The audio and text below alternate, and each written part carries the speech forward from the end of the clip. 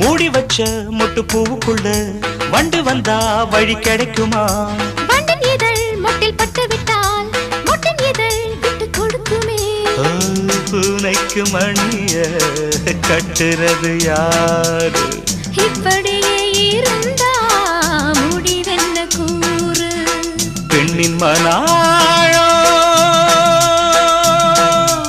அறிந்திடும் முன்னே இறங்கிட எனக்கும் தயக்கம்.